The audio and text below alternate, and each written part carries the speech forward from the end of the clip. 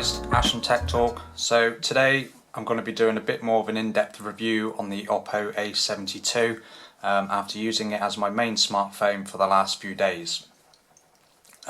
Just a quick refresh of the specs. I did an unboxing video, so you can check that out as well, where I go through the specs on that also. But just to recap, so if I flip over to the front, we have a 6.5-inch IPS LCD display with Corning Gorilla Glass 3. It has a resolution of 2400 by 1080, which is good for 405 pixels per inch, so it's a nice sharp display.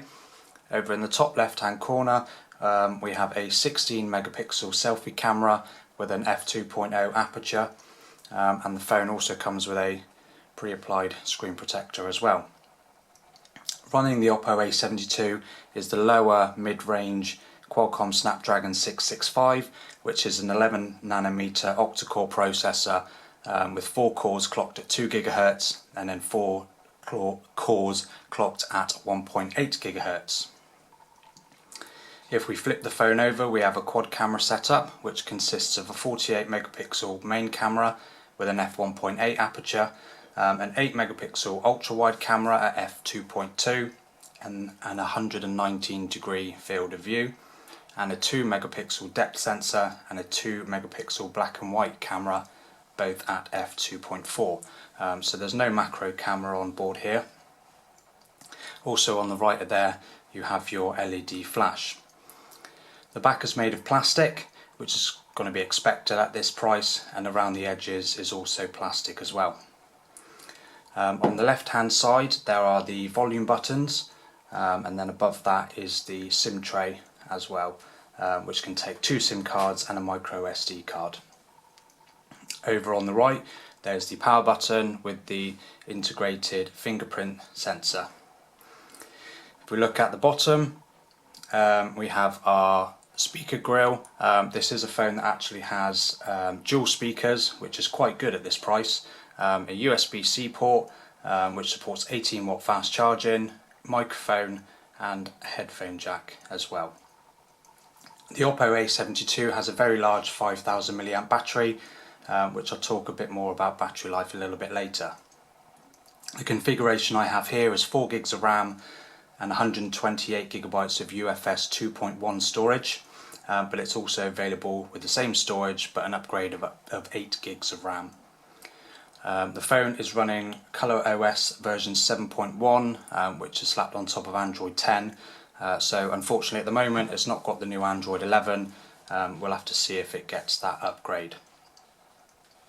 So that's the specs out of the way, so let's talk about my usage with the Oppo A72. Now I went into this with a bit of an open mind given the price and the lower mid-range processor. I wasn't expecting anything outstanding.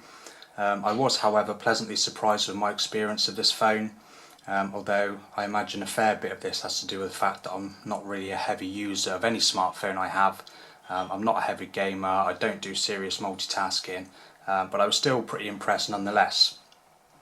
So I mentioned before, this phone comes with a Snapdragon 665 processor, which now is about 2 years old, so there are phones with more improved processors, but it's still decent. It runs on an 11nm fabrication, so it's still pretty power efficient, allowing me to get really good battery life from this phone. A light user could easily get 2 days of use. I played a small amount of Asphalt 8 Airborne on top detail settings with a nice smooth frame rate. I didn't notice any dropped frames the whole time, so quite impressed with that. The 4 gig of RAM, although lower than other phones these days, it's still sufficient to run multiple apps at the same time, and the 128 gig storage is more than enough to hold all your photos, videos, games, etc. But obviously if you do need to expand the storage you can, and you can put a micro SD card in there to expand it. So now onto the display.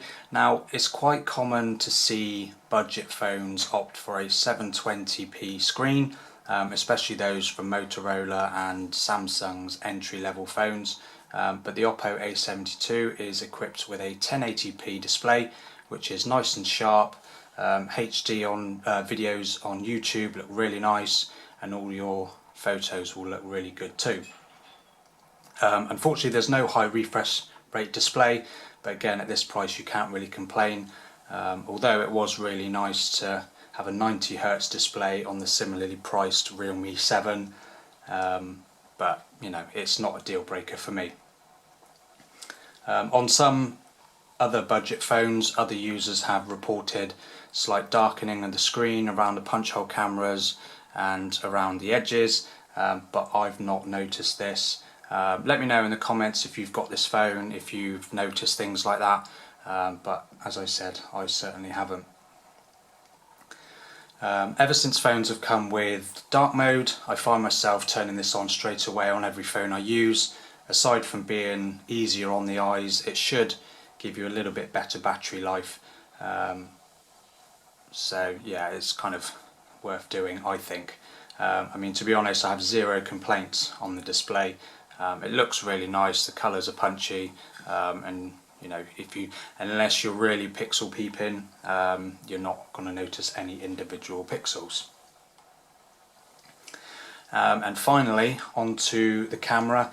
Now, as I've said before in a couple of my past videos, I'm not a photographer, so for me all photo opinions are just what I think, but then all photos are subjective, so everyone will have differing opinions anyway, so there we go. Anyway, the camera, what do I think? Well, on the whole, it's good. When you use the main sensor in good light, you're rewarded with photos with plenty of detail and accurate colours. The 48 megapixel camera uses pixel binning to produce brighter 12 megapixel photos. There is a 48 megapixel mode that will give you more detail, but to be honest, you'll only really notice this if you're blowing the photos up. And it will also eat into your storage a lot quicker as well, because obviously being bigger files. The main camera has a nice wide f1.8 aperture, along with the depth sensor also produces nice portrait shots with good subject separation. The 8 megapixel ultra wide camera is good. Again, it's one of those cameras that you need good light for it to be good, otherwise in low light they just tend to be a mess. They don't retain any detail, and they just look like a smudge, in my opinion. Luckily though, this phone does come with a night mode that's also supported on the ultra wide camera, which isn't always found at this price, so that's quite good. Video on the main camera tops out at 4K, which is nice, and tops out at 30 frames per second. The front 16 megapixel camera tops out at 1080p at 30 frames per second as well.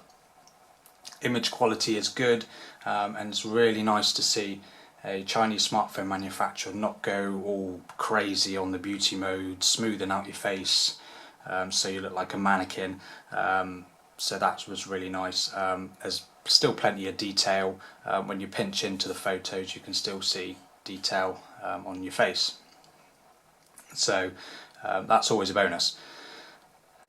Subject separation on the front facing portrait is generally pretty good, although I have taken a photo of me with my hat on, and there, if you pinch in quite far you will see where the camera kind of struggled a bit to define where my cap was and the background. But for me it wasn't a deal breaker, not unless you're really zooming in and checking every single detail. Okay, so just testing out the video on the front facing camera for the Oppo A72. This is set at 1080p, that's what it tops out at. You can drop it down to 720p if you want to, but I wouldn't bother. I would stick to the 1080p. That's obviously where you'll get your best detail. Spin around, see what she handles. Bright lights in the background, not too bad. My face is still pretty clear, but you know, the back is a bit blown out, but then that's to be expected on a phone like this. So yeah, pretty good. Okay, so this is the rear 64 megapixel camera for video. I've set this at 4K, so we'll see what the quality's like.